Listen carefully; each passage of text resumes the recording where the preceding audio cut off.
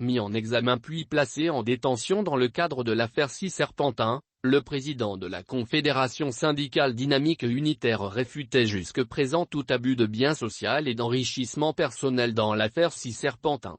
Les preuves matérielles attestant du contraire viennent de fuiter. Pour Jean-Rémy Yama, elles sont accablantes au point de faire s'effondrer son système de défense. Je suis innocent. C'était jusque-là le système de défense, simple, voire simpliste, de Jean-Rémy Yama dans l'affaire Cisserpentin pour laquelle il est mis en examen et placé en détention provisoire. Lire notre article. C'est cette stratégie de défense, portée par son avocat Ange Quevinzigou, qui tendait à dépeindre auprès des médias le syndicaliste comme une oie blanche, qui vient de s'effondrer.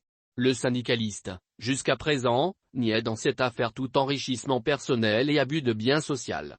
Or, ce jeudi 2 juin sur le forum de discussion, très connu au Gabon, Info Kinguélé, les preuves matérielles du contraire ont été distillées. Il s'agit d'une série de relevés bancaires ayant trait au compte de la Cisserpentin dont Jean-Rémy Yama, en sa qualité de gérant, avait l'usage de la carte bleue.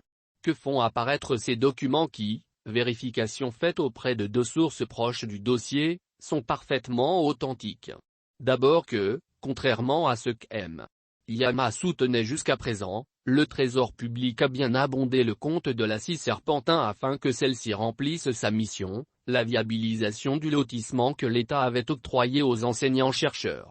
Il apparaît en particulier à la date du 8 janvier 2014 un versement de 2,26 530 000 FECFA du Trésor au bénéfice de la CI. Au total, entre 2011 et 2014, plus de 5 milliards de francs ont été virés par le Trésor sur le compte de la société. Ensuite, et c'est l'élément le plus spectaculaire, il apparaît une série de dépenses à l'évidence d'ordre personnel, payées avec la carte bleue de la CI.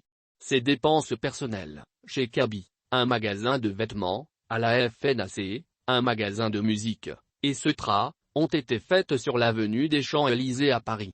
Difficile de soutenir qu'elles ont été faites dans l'intérêt de la société. Compte tenu de ces preuves matérielles, aussi irréfragables qu'accablantes, on comprend mieux la récente stratégie de défense mise en œuvre par son avocat, Ange Quevinzigou, consistant à plaider de supposés ennuis de santé de son client qui nécessiteraient une évacuation sanitaire en France. Lire notre article. Une manière, sans doute, de tenter de soustraire à un procès décidément bien mal engagé le syndicaliste qui, jusqu'à présent, s'était contenté de dire, de manière cursive et un peu facile, qu'il était victime d'un acharnement politique. Aux grandes dames de ces nombreuses victimes, d'honorables professeurs d'université qui, dans cette affaire, ont perdu beaucoup d'argent.